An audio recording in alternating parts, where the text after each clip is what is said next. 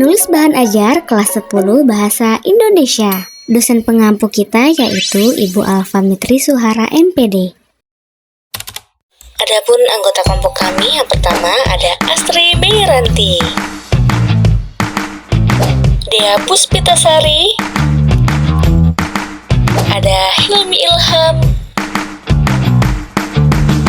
Irfanda Setia Malia Fitri, ada Siti Maudatul Fitria, dan ada juga Zahra Delia Permana.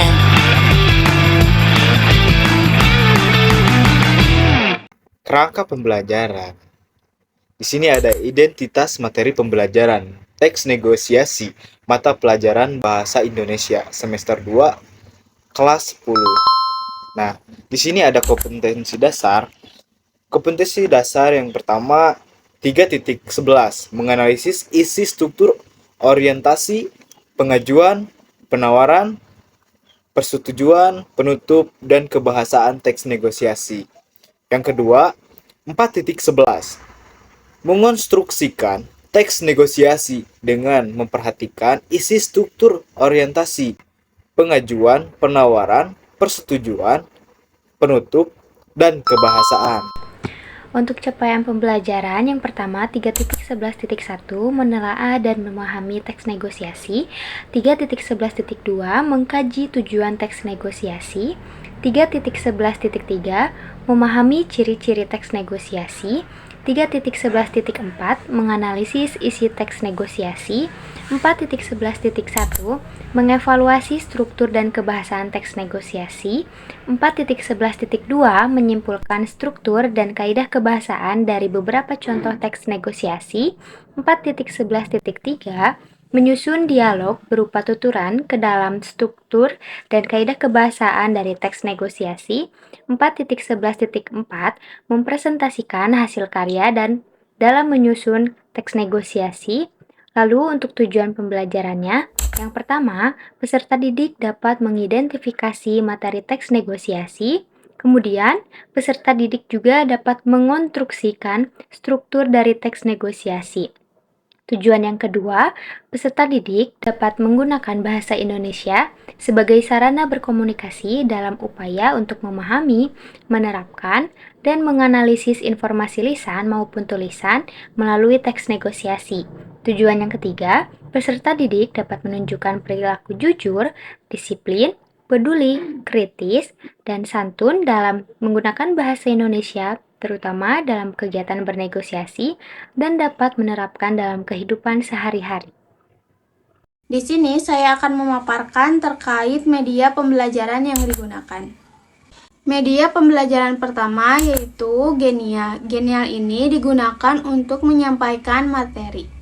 Genial itu merupakan platform berbasis web yang memungkinkan pembuatan konten multimedia dengan fitur-fitur interaktif seperti infografis, presentasi, peta, game, dan gambar animasi. Lalu yang kedua ada media pembelajaran Puzzle Maker. Puzzle Maker ini digunakan untuk refleksi atau latihan pembelajaran. Nah, Puzzle Maker ini merupakan sebuah web atau aplikasi yang dimana digunakan untuk membuat teka-teki silang, teka-teki gambar, atau teka-teki teks yang akan dibagikan kepada penjawab. Selanjutnya ada kerangka isi atau uraian pencapaian. Yang pertama ada pengertian dari teks negosiasi, yang kedua ada tujuan dari teks negosiasi, yang ketiga ada struktur teks negosiasi, yang keempat ada ciri-ciri dan contoh teks negosiasi, yang kelima ada kaidah kebahasaan dari teks negosiasi, yang keenam cara bernegosiasi yang baik, yang ketujuh ada metakognitif, dan yang terakhir ada tugas atau latihan. Di sini saya akan menjelaskan mengenai langkah-langkah penggunaan media pembelajaran Genial. Yang pertama bisa diketik https Genial di Google, lalu klik login atau mendaftar melalui akun Google atau bisa yang lainnya. Lalu setelah itu pilih teacher, setelah itu akan menampilkan beranda pada Genial. Bisa diklik Create Genial pada pojok sebelah kiri dan pilih From a Template. Lalu selanjutnya pilih Gamification dan klik garis 3 All Premium Free pada layar beranda gamification tersebut. Selanjutnya bisa diklik All dan Free untuk menampilkan berbagai template yang gratis. Setelah ditampilkan template yang gratis itu lalu bisa digunakan dengan berbagai animasi. Bisa dipilih sesuai kebutuhan dan klik Use this template pada template yang telah dipilih. Selanjutnya, template bisa diedit sesuai kebutuhan, bisa untuk quiz ataupun hanya pemaparan materi saja. Jika sudah, lalu diklik Present pada pojok kanan atas, sesuaikan deskripsi atau judul template tersebut dan pilih Public Online All Set. Selanjutnya, jika ingin di-share kepada siswa, diklik icon share pada pojok kanan atas, lalu klik copy link, selanjutnya di-share kepada siswa.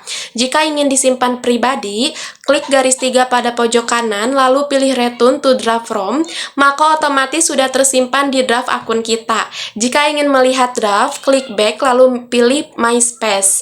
Selanjutnya, template sudah bisa digunakan. Terima kasih. Baik, di sini saya akan menjelaskan mengenai langkah-langkah menggunakan media pembelajaran Puzzle Maker. Nah, bagi kalian yang ingin menggunakan Puzzle Maker ini, kalian bisa mengklik atau mengetik tautan puzzlemaker.discovereducation.com atau mengetik di Google yaitu dengan mengetik Puzzle Maker. Nah, lalu kalian bisa mengklik Puzzle Maker tersebut dan nanti akan ada tampilan berbagai macam pilihan permainan. Nah, salah satu permainan yang kami gunakan dalam proses pembelajaran kami yaitu Crisscross Puzzle.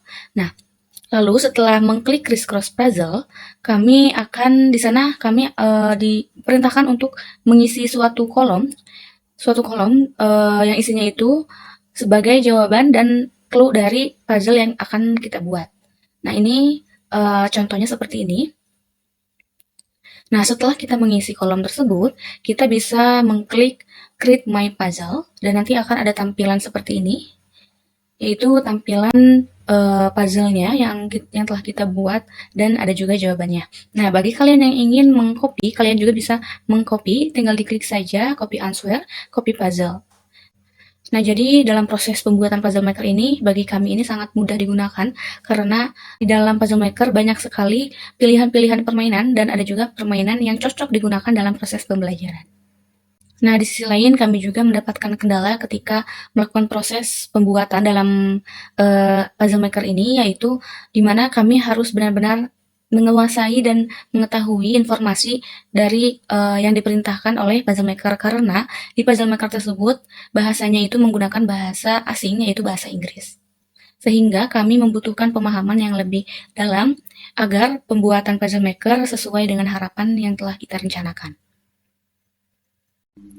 Kelebihan dan kekurangan aplikasi yang kami gunakan.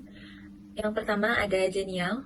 Kelebihan dari Genial itu sendiri, yang pertama dapat diakses dengan gratis, yang kedua banyak berbagai fitur yang dapat dipilih, ketiga banyak pilihan template yang tersedia dengan berbagai animasi, keempat dapat digunakan sebagai kuis atau materi saja, yang kelima tampilan akhir dalam bentuk video. Lalu kekurangannya ada 3, yang pertama pemakaian terbatas karena fitur sebagian berbayar, yang kedua tidak bisa di-save ke perangkat karena harus premium terlebih dahulu. Lalu yang ketiga ada saat penayangan tidak bisa kembali ke slide sebelumnya karena dalam bentuk video. Lalu aplikasi kedua yaitu ada Puzzle Maker. Kelebihan dan kekurangannya, yang pertama ada kelebihan yaitu dapat diakses dengan gratis dan mudah. Lalu yang kedua dalam penggunaan sangat simpel, dan ketiga memaksimalkan isi dalam puzzle itu 2000 kata. Lalu ada kekurangannya, yang pertama ada pilihan puzzle sangat sedikit, dan kedua fitur hanya khusus untuk puzzle saja. Berikut tautan video YouTube dari praktik pembelajaran kami.